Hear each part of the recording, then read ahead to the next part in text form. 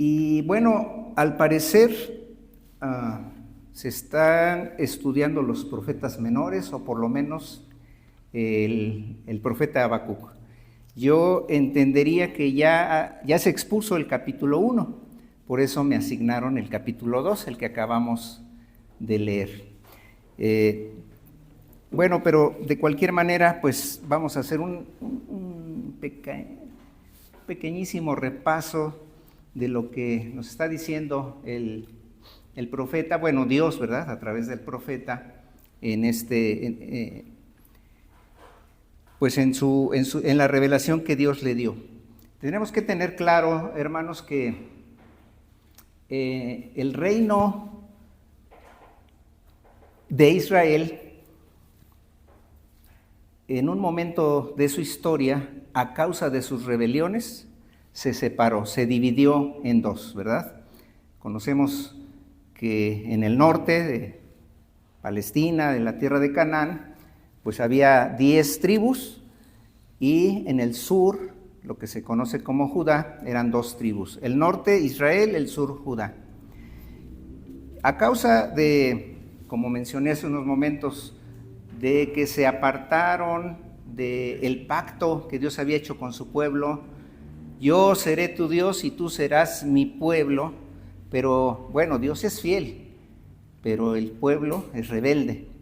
Y se fueron tras los dioses de los cananeos.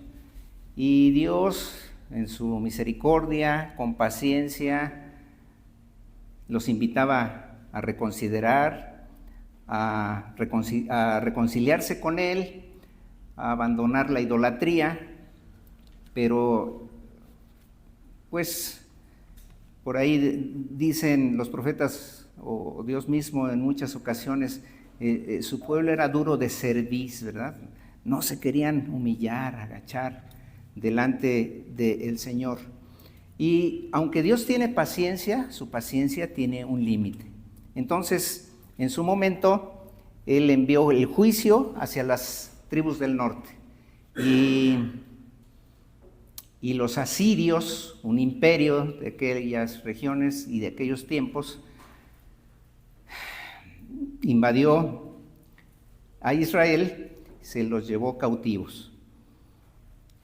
Judá estaba abajo y estaba también como dice el dicho, cuando veas las barbas de tu vecino cortar, echa las tuyas a remojar. Bueno, ya vino el juicio sobre las tribus del norte, ten cuidado.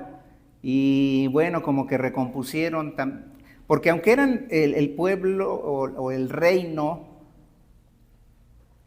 de la promesa que se le había dado a David, ¿verdad?, de que todo su linaje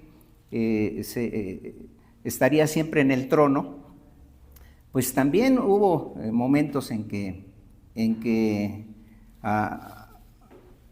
si no abandonaban totalmente al Señor, se alejaban de Él.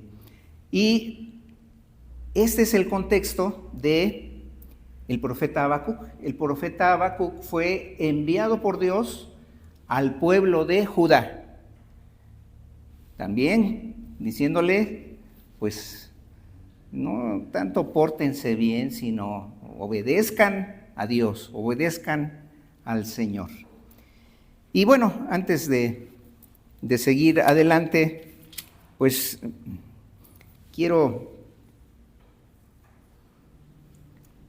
tomar para mí estas palabras del Salmo 19, que dicen: sean gratos los dichos de mi boca y la meditación de mi corazón delante de ti, oh Jehová, roca mía y redentor mío.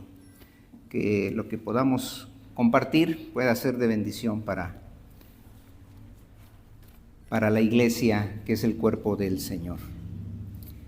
Entonces, como mencioné hace rato, pienso que ya se habló de Habacuc 1, y ahí podemos encontrar que el profeta, como que le pregunta a Dios, como que lo cuestiona. Acuérdense que cuestionar es preguntarse de por qué el Señor está como que muy pasivo, está en silencio y en aparente inactividad ante la deplorable situación por la que Judá estaba atravesando. Cuando decimos deplorable situación es porque, bueno, veamos, hermanos, les pido que tengan abierta su Biblia ahí en Habacuc 1, en este caso, bueno, Habacuc dice, preguntando en el versículo 2, ¿hasta cuándo, oh Jehová, clamaré y no oirás? Eso es lo que me refería, ¿verdad? Que el Señor está en silencio, aparentemente pues está indiferente. Oh Jehová, clamaré y no oirás, daré voces a ti a causa de la violencia y no salvarás. La violencia que había en Judá, que era algo que no agrada al Señor. Versículo 3, ¿por qué me haces ver iniquidad y haces que vea molestia? Destrucción y violencia están delante de mí y pleito y contienda se levantan. Aquí nos está describiendo el profeta la situación moral, espiritual del pueblo de Judá. La ley, dice en el 4, está debilitada. El juicio no sale según la verdad. Por cuanto el impío asedia al justo, por eso sale torcida la justicia. Y este profeta no es un profeta a las naciones paganas. Como lo mencioné hace unos momentos, es un profeta que Dios ha mandado a su pueblo, en este caso a Judá. Entonces, Habacuc está con esa interrogante. Señor, ¿por qué no haces nada? Y bueno, Dios es condescendiente. Y a veces nosotros también tenemos preguntas y el Señor le contestó, le revela a Habacuc que va a utilizar a los caldeos para traer juicio sobre Judá. Vean los versículos 5 y 6, hermanos. Aquí a partir del 5 ya es la respuesta de Dios. Mirad entre las naciones y ved y asombraos, porque haré una obra en vuestros días que aun cuando se os contare no la creeréis. No, estoy esperando, pero cuando venga el juicio va a ser tremendo. Y dice, porque aquí yo levanto, ¿a quiénes, hermanos? Exacto. Nación cruel y presuntuosa que camina por la anchura de la tierra para poseer las moradas ajenas. Y bueno, sigue hablando de los caldeos. Como dije hace unos momentos, es un imperio. Y los imperios se hacen invadiendo pueblos más débiles, los pueblos alrededor, y van creciendo en territorio, en poder. Y entonces Dios le dice a Habacuc que Él ha preparado, él, como Señor de la historia, ha preparado a los caldeos para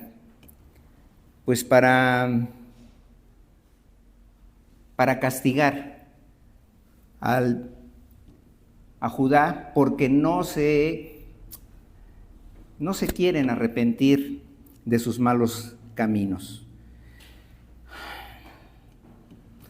Ante esta revelación, Habacuc se indigna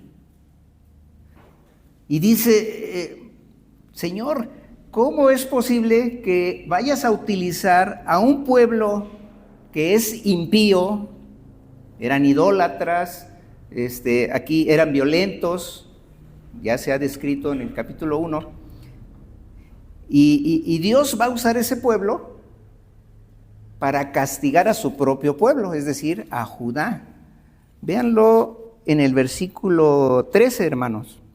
Muy limpio eres de ojos para ver el mal, ni puedes ver el agravio. ¿Por qué ves a los menospreciadores y callas cuando destruye el impío al más justo que él? ¿Quién es el impío? Exactamente. Y dice, callas cuando destruye el impío al que es más justo que él. ¿Y quiénes son más justos que los caldeos? Pues así se sentía el pueblo de Judá. Nosotros somos el pueblo de Dios, somos el pueblo elegido. Y dice Habacuc, ¿cómo que vas a usar a esos, como se dice en otro momento, incircuncisos para corregirnos? Entonces es una inquietud que tiene el profeta Habacuc. Bueno, pero supongo que esto ya lo estudiaron en el capítulo 1, solo es como un recuento. Pero el capítulo que me encomendaron, el capítulo 2, empieza diciendo,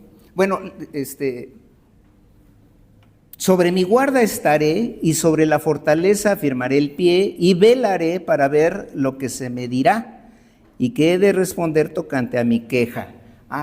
Vean cómo Habacuc mismo está diciendo, me estoy quejando por esto, ¿verdad?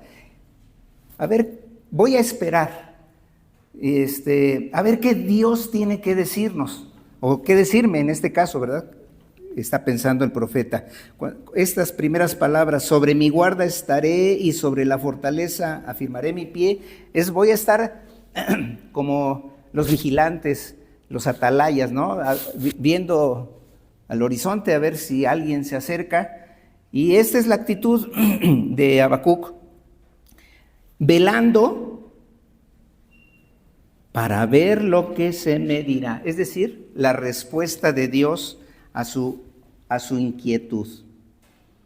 Y bueno, la respuesta viene en el versículo 2, así lo dice, así empieza, ¿verdad? ¿Cómo empieza, hermanos? Versículo 2.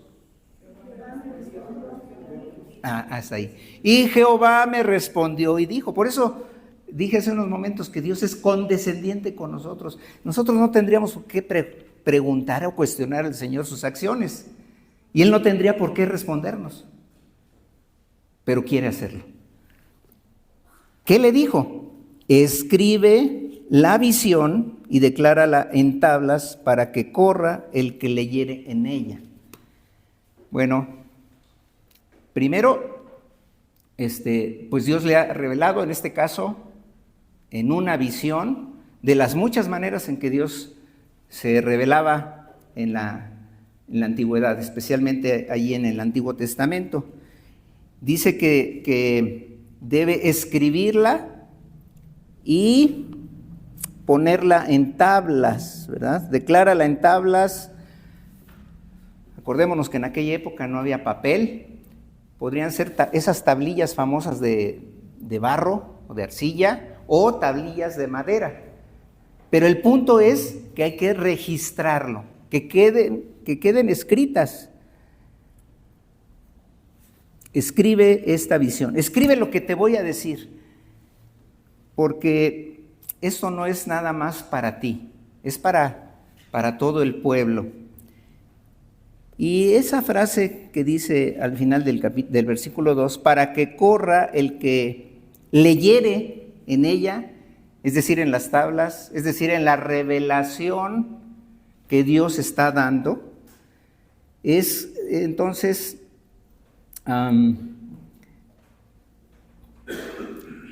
que lo que le va a decir es para beneficiar a otros. La revelación de Habacuc no era únicamente para él mismo, sino para los demás. Entonces, los que puedan leer esas tablillas harán un progreso rápido, pero no podrían hacer ese progreso si Habacuc no lo hubiera registrado en esas tablillas que ya hemos mencionado. Ese progreso rápido es para que corra, como dice aquí. Y ese correr es ¿hacia dónde? Bueno, que se vuelvan al Señor, que puedan entender que Dios no se ha olvidado, que Él está viendo y conoce lo que está pasando en Judá. y que también, así como en Israel, va a venir juicio sobre Judá. Y esto pues nos enseña a nosotros los pastores a que antes de que podamos correr la palabra de Dios, primero tenemos que tener la visión, porque eso es lo que dice, ¿verdad? Este versículo: escribe la visión y declárala en tablas. Entonces, primero uno tiene que estudiar, meditar en la palabra de Dios. Nosotros ya no, bueno, por lo menos como iglesias reformadas o presbiterianas, ya no creemos que Dios quiera revelarnos algo nuevo a través de visiones, sueños, apariciones, porque como dice Hebreos 1:1, esto era en los tiempos pasados, ¿verdad?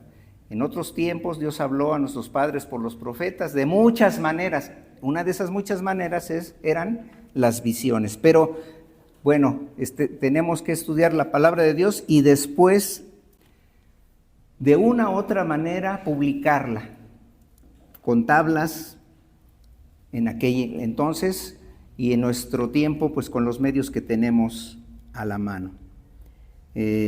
Entonces, para que otros puedan ver lo que Dios ha revelado, primero nos tiene que hablar Dios a nosotros mismos. Y después de eso, se puede dar a conocer la palabra de Dios.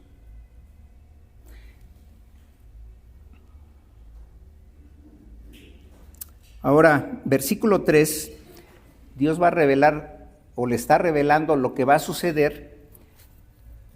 Y a veces Dios ha dicho, va a pasar, pórtate bien, y si no, vas a sufrir las consecuencias. Pero las consecuencias a veces no vienen enseguida. Tardan un tiempo y en este caso la visión que tiene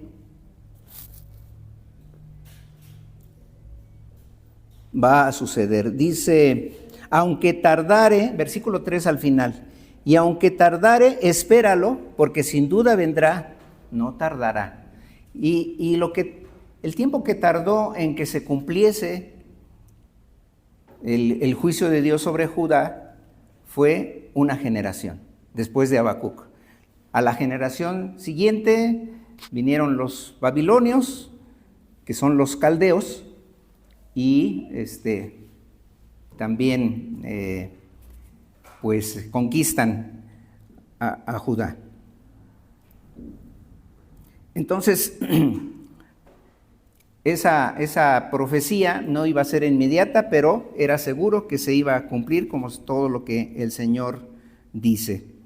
Ahora, hablando de los babilonios, de los caldeos, dice el versículo 4, he aquí que aquel cuya alma no es recta se enorgullece, mas el justo por su fe vivirá.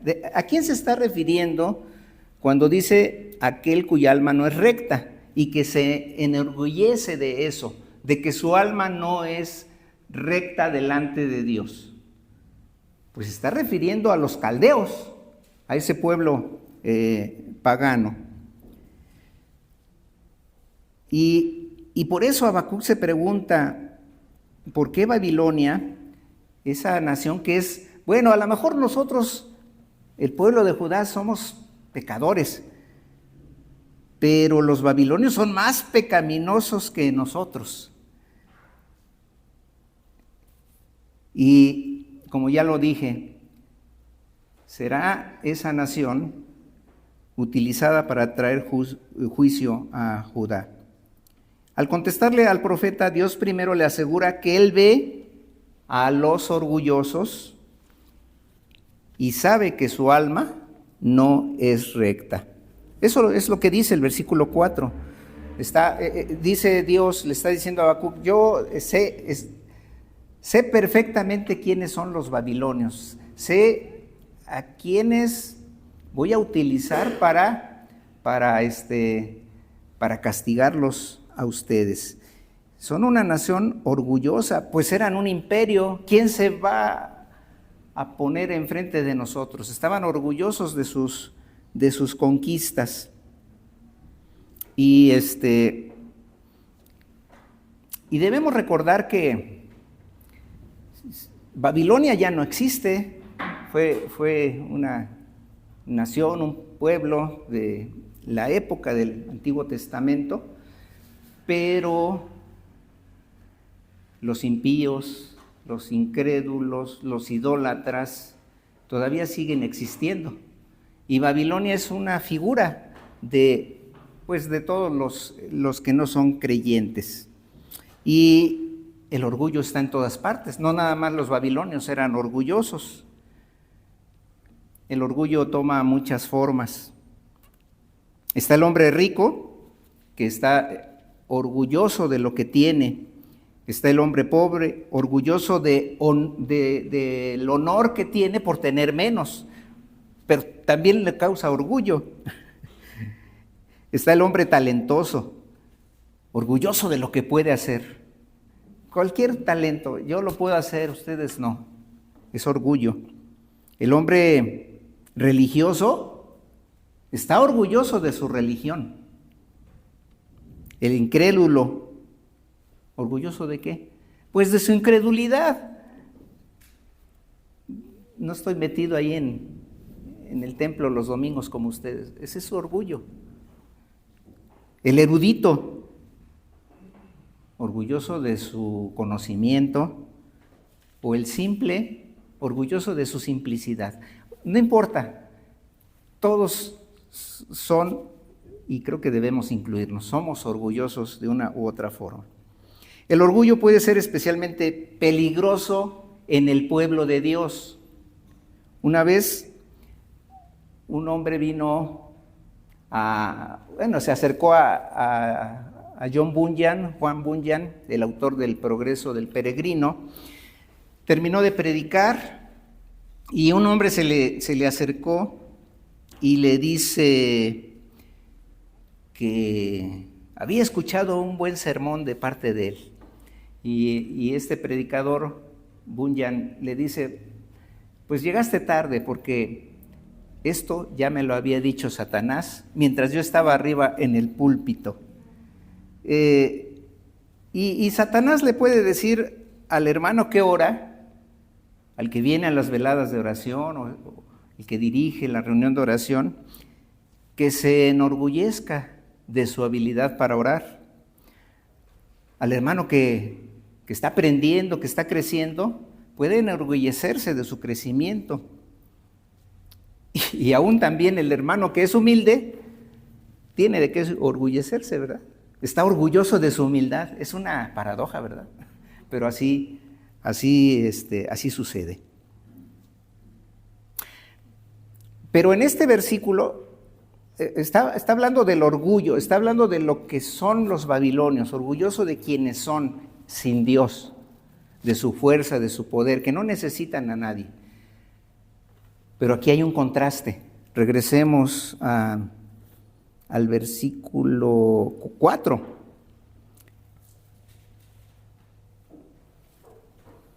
Cuando dice el final, más el justo por su fe vivirá. ¿Qué quiere decir esa partícula más? Quiere decir pero, quiere decir sin embargo, o en contraste. A diferencia de los babilonios orgullosos, los justos, ¿cómo debe vivir? Por su fe, por fe. El principio de su vida es la fe en lugar del orgullo. El orgulloso ve por sí mismo, no ve a los demás, pero la verdadera fe ve hacia afuera de uno mismo, pero no a cualquier lado, sino ve a Dios. Se dirige su mirada a Dios. Esta declaración, más el justo por la fe vivirá, es una de las declaraciones más importantes y más citadas del Antiguo Testamento en el Nuevo Testamento. Pablo la citó 2 veces, esta frase, en Gálatas y en Romanos, y también aparece en el libro de Hebreos. Pues ¿esto qué quiere decir? Pues que el estar bajo la ley no es la manera de ser hallado justo delante de Dios, sino solamente por medio de la fe. Y este también fue un versículo, un pasaje que transformó la historia, particularmente el cristianismo. Todos hemos oído hablar de Martín Lutero, el que inició la reforma religiosa del siglo XVI, pero él antes de eso era un monje agustino, muy estudioso. Se le había asignado una cátedra en Wittenberg, y después de poco tiempo después de llegar ahí, le encomendaron alguna tarea en el Vaticano. Acuérdense que él vivía en Alemania. Y entonces, pues hizo ese viaje como una peregrinación hacia Roma, y al estar allí hizo lo que todos los peregrinos hacían. Un día llegó al templo de San Juan de Letrán, donde había una escalera de la cual se decía que había sido el pretorio de Pilato, pero ahora ya estaba en Roma, ¿verdad? Así como muchas reliquias que dicen que tienen ahí. Bueno, era la costumbre de los peregrinos el subir estas escaleras, pero no lo hacían de pie, sino de rodillas, como una penitencia. Y mientras subían, hacían sus oraciones, pero además iban besando los escalones donde se pensaba que había caído la sangre de Jesús. Entonces Lutero llegó a este lugar y comenzó a hacer justamente lo que todos habían hecho por mucho tiempo. Pero mientras hacía esto, Lutero recordó las palabras de Habacuc: mas el justo por su fe vivirá. Y se dice que cuando recordó esto, se levantó y se regresó directamente a su casa en Alemania. Por eso algunos comentaristas dicen que la reforma comenzó en esas escalinatas, cuando Lutero comprendió lo que significa ser salvos por la fe y no por las obras. Así que, hermanos, estamos llamados a vivir por fe y nada más. Pero aunque esto se ha dicho muchas veces desde el púlpito y decimos que esta es la fe de los cristianos, algunos cristianos no viven por la fe, viven por las devociones, viven por la piedad personal, ¿verdad? Creen o piensan, ¿verdad? Que y como decíamos hace rato, están orgullosos de que vienen al templo todos los domingos, pero eso no los va a salvar. Entonces, no se vive por las devociones personales, así como ya sabemos que no se puede vivir o tener la salvación por las obras, pero tampoco por las circunstancias o por los sentimientos. Todo esto es opuesto a vivir por la fe. Pasamos al versículo 5 y dice: también el que es dado al vino es traicionero, hombre soberbio que no permanecerá. Ensanchó como el Seol su alma, y es como la muerte que no se saciará. Antes reunió para sí todas las gentes y juntó para sí todos los pueblos. Sigue hablando aquí de Babilonia. Lo está comparando con un ebrio, bueno, hay que guardar las formas. Iba a decir borracho, pero ahora dicen, no, mejor hay que decir, para no ofender, ¿verdad? Pero dice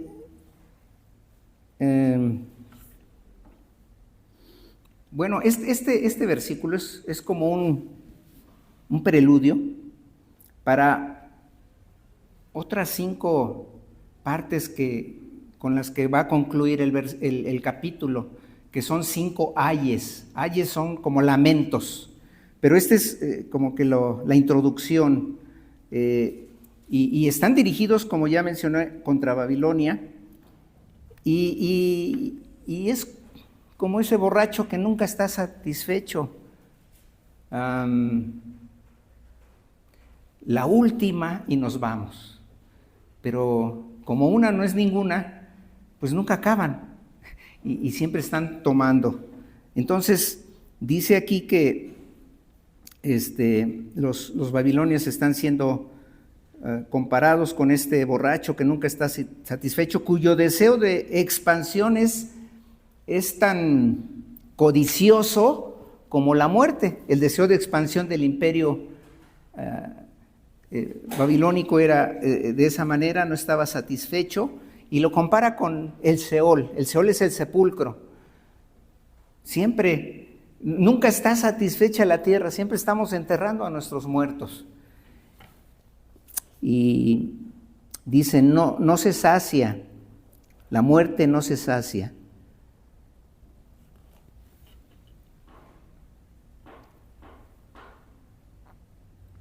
Ensanchó como el Seol su alma, y es como la muerte que no se saciará. Entonces Dios está viendo a este pueblo, a los babilonios, que son un pueblo orgulloso, y cómo no se sacian. Pero al que es declarado justo por la fe, pues está satisfecho. Acuérdense de ese contraste entre el orgulloso y el justo.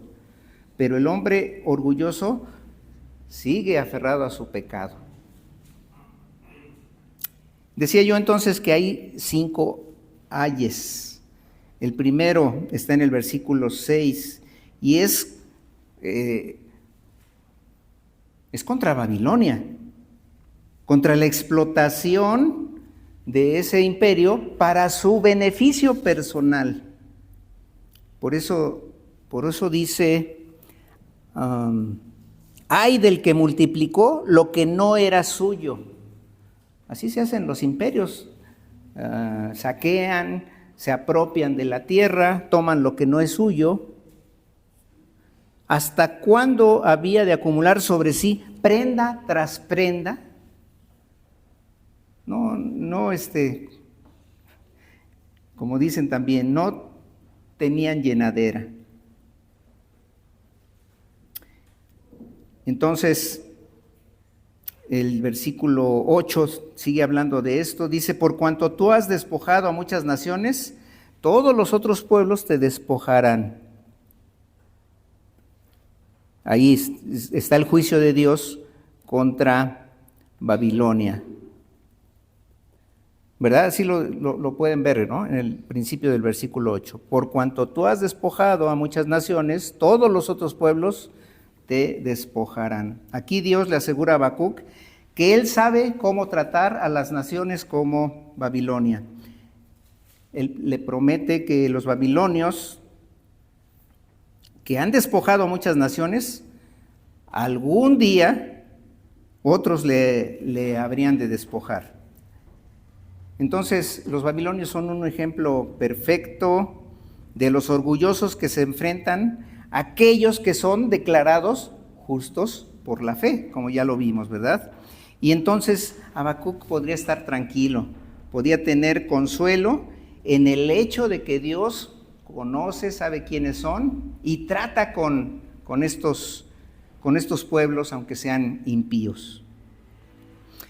El segundo ay lo tenemos en el versículo 9, y ese ay es contra los codiciosos. Acuérdense que aunque está dirigido a Babilonia, Babilonia es una figura de todos los impíos, los incrédulos, los que no se han acercado a Dios y se han arrepentido de sus pecados. Entonces, aquí están dirigiéndose estas advertencias en su momento para Babilonia, pero Eso lo podemos aplicar a nuestros días, a toda la gente. Y el segundo ay entonces es para los codiciosos, porque dice el versículo 9, hay del que codicia injusta ganancia para su casa. Y Dios está dirigiendo aquí a los hombres avaros y le dice que ya en este versículo ya están listos para que Dios traiga juicio sobre ellos. Entonces, el hombre avaro hace lo mejor que puede para protegerse a sí mismo. Por eso dice que pone en alto su nido, ¿verdad? ¿Por qué ponen en alto los nidos las aves, los pájaros? Pues para protegerse, ¿verdad? Para que no lleguen los depredadores. Esto es lo que hacen los avaros, los codiciosos. Pero por más que quiera protegerse, pues contra el Señor no lo logrará. Por eso le dice, has pecado contra tu vida. Versículo 10, ¿verdad? Sigue dirigiéndose a Babilonia. Tomaste consejo vergonzoso para tu casa, asolaste muchos pueblos y has pecado contra tu vida. Eso que has hecho, pues se va a revertir. También vas a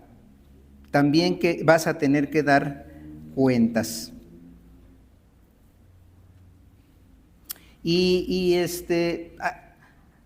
¿Contra quién es este segundo ay? Dijimos, contra los codiciosos, ¿verdad? Los avaros. Y el hombre avaro no piensa en nada, sino solamente en sus ganancias. Pero aunque logre acumular muchas ganancias, al final va a perder su vida. ¿Se acuerdan de la parábola del hombre rico? Lucas 12. Vamos rápidamente, hermanos, a ver Lucas 12, 16.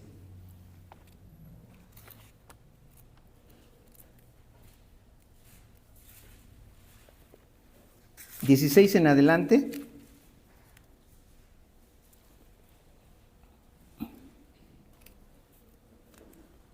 Desde el 15 dice el Señor, mirad y guardaos de toda avaricia, porque la vida del hombre no consiste en la abundancia de los bienes que posee. Y para afirmar esta enseñanza, les dio una parábola. Por eso dice el 16, también les refirió una parábola. Y bueno, acerca de este hombre que había recibido una herencia y pensaba, ¿qué haré? Porque no tengo dónde guardar mis frutos, mis bienes, todo lo que he ganado. Voy a derribar mis graneros, los voy a hacer más grandes, y allí guardaré todos mis frutos y mis bienes. O sea, él estaba pensando en sí mismo, en sus ganancias. Versículo 19, diré a mi alma, alma, muchos bienes tienes guardados para muchos años. Repósate, come, bebe, regocíjate. Eso es lo que piensan los incrédulos. Pero ¿quién tiene la última palabra? El Señor. Versículo 20, pero Dios le dijo, necio, esta noche vienen a pedirte tu alma, y lo que has provisto, ¿de quién será? Entonces, pues aquí encontramos cómo el hombre avaro peca contra su propia vida. En vez de dedicarse a buscar a Dios, busca satisfacerse a sí mismo.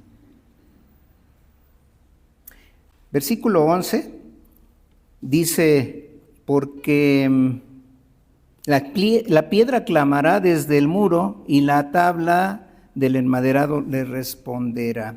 Habacuc se imagina una casa hermosamente construida por el hombre avaro, pero las mismas piedras de esa casa clamarán desde el muro contra la avaricia del hombre.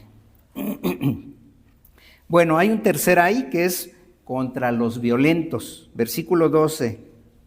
Ay del que edifica la ciudad con sangre y del que funda una ciudad con iniquidad. Ahora Jehová no solamente está disgustado contra los avaros, él también anuncia que hay un ay contra los violentos. Pero dice el versículo 14 que la tierra será llena del conocimiento de la gloria de Jehová. El hombre violento confía en sus propias fuerzas, así que él se siente libre para abusar de los demás, para su propio beneficio, para su propia ganancia. Como una corrección y reprensión, el Señor le recuerda al hombre violento que su triunfo, es decir, el triunfo del Señor, será definitivo. Por eso la tierra será llena del conocimiento de la gloria de Jehová. El cuarto ay, versículo 15. Ay del que da de beber a su prójimo, ay de ti que le acercas tu hiel y le embriagas para mirar su desnudez. Este ay es para los ebrios. Ay del que da de beber a su prójimo. Y dice más adelantito, pues bebe tú también. A través del profeta Habacuc, Jehová está reprendiendo tanto al ebrio como a los que promueven la borrachera. Y aunque crean o piensan que el alcohol les haga sentir bien, Dios correctamente dice que se han llenado de deshonra más que de honra. Eso lo dice el versículo 16. Y dice además, el cáliz de la mano derecha de Jehová vendrá hasta ti y vómito de afrenta sobre tu gloria. Bueno, te encanta tomar, pero toma la misma imagen y dice el cáliz, acuérdense, el cáliz es una copa, pero en este caso es el cáliz de la ira de Dios que vendrá para hacer juicio contra Babilonia. Y finalmente el quinto ay está en el versículo 18 y 19.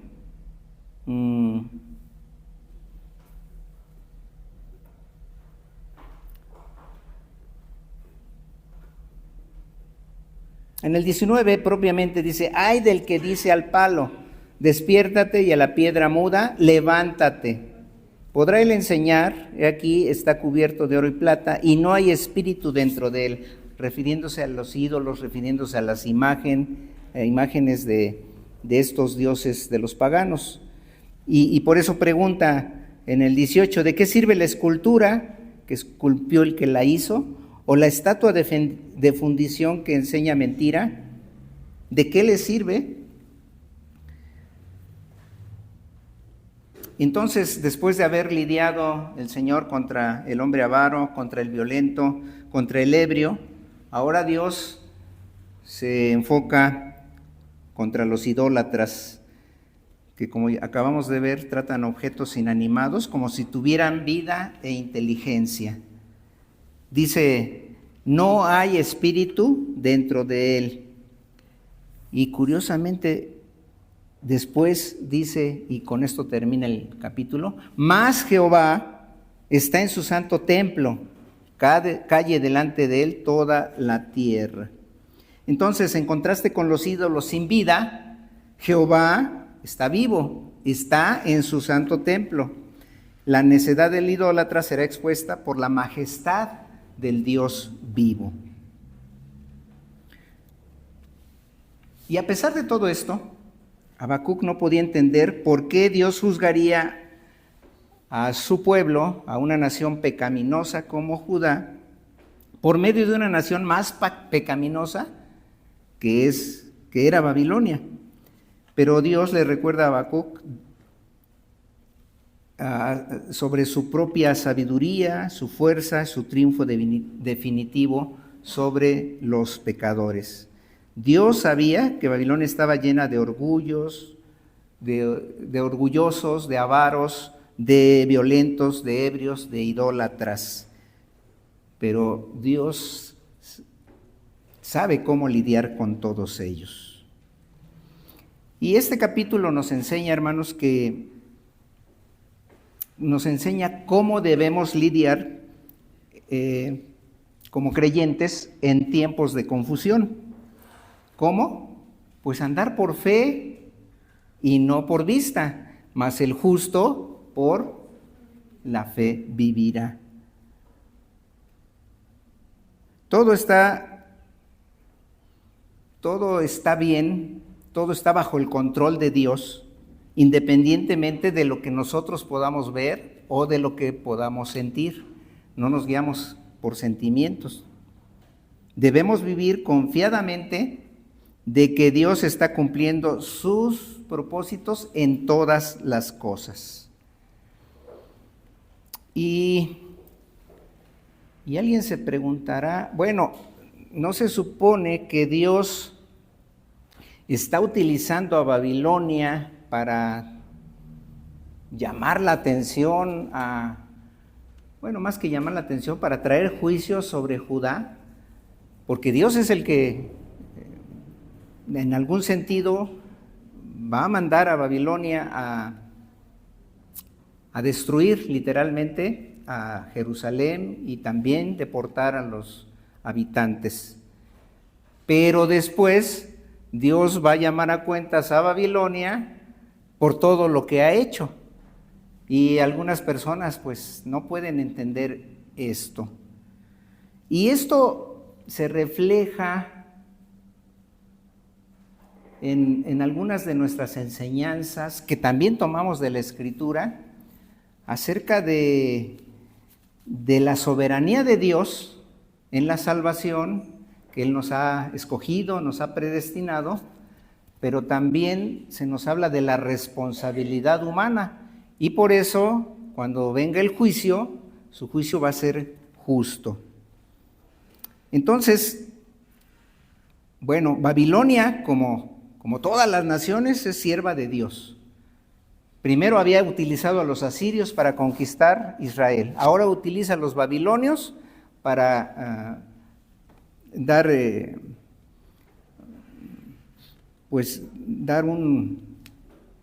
una llamada de atención a Judá. Pero aunque Dios la utilizó a Babilonia, Babilonia fue responsable de su propio comportamiento y estaba sujeta a un justo castigo, que es el que hemos visto aquí por revelación de Habacuc. Entonces, el único conflicto que hay entre la soberanía de Dios y la responsabilidad humana se encuentra en nuestras mentes, porque Dios es justo en todos sus caminos y lo mejor es que toda la tierra esté sujeta en silencio delante de Él. Por eso termina diciendo: Jehová está en su santo templo, Él está vivo. Debemos callar delante de Él. Que Dios les bendiga.